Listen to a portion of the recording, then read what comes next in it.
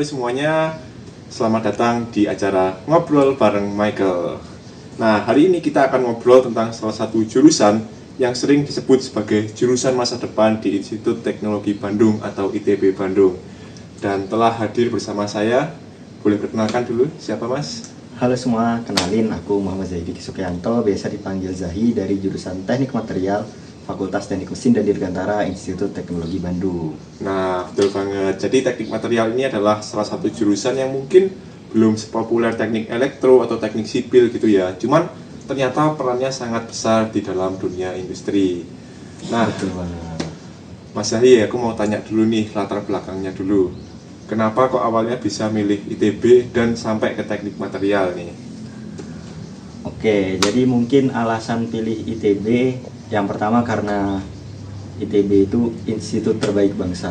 Wah, sesuai singkatannya ya. Ya, mungkin yang kedua itu karena ITB itu letaknya ada di kota Bandung, dan kita tahu sendiri Bandung itu salah satu kota besar yang ada di Indonesia.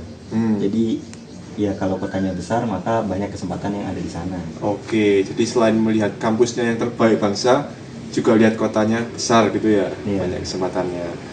Nah, jadi awal-awal masuk ITB teknik material tuh bukan karena ngincer materialnya ya di awal ya? Iya, benar banget. Oke. Nah, terus gimana ceritanya kok bisa awalnya kan masuk ITB nih, udah terima.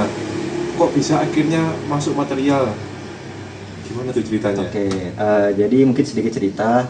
Kalau saya sendiri masuknya dari SNBT, jadi di SNBT saya milih di FTMD. Oke. Karena kalau sistemnya di ITB kita pilih fakultasnya dulu, baru setelah 1 semester kita mendapatkan jurusan di sana.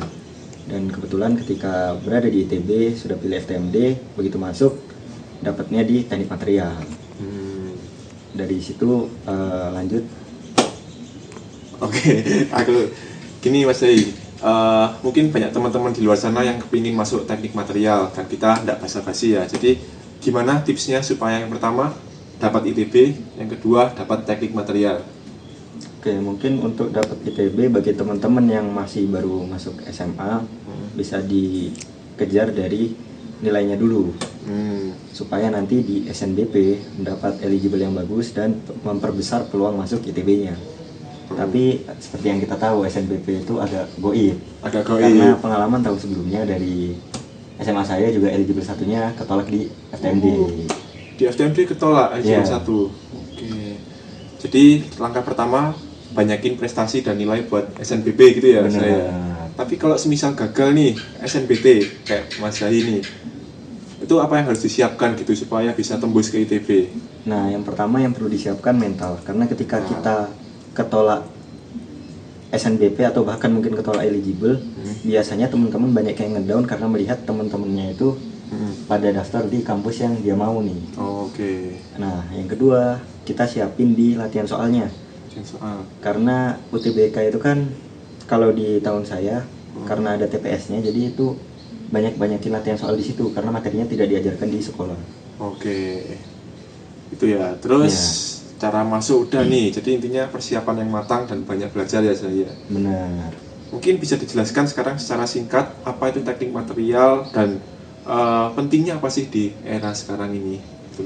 Oke, jadi teknik material itu sendiri adalah ilmu yang atau jurusan yang mempelajari 4 macam hal. Yang pertama itu polimer, keramik, logam, dan komposit.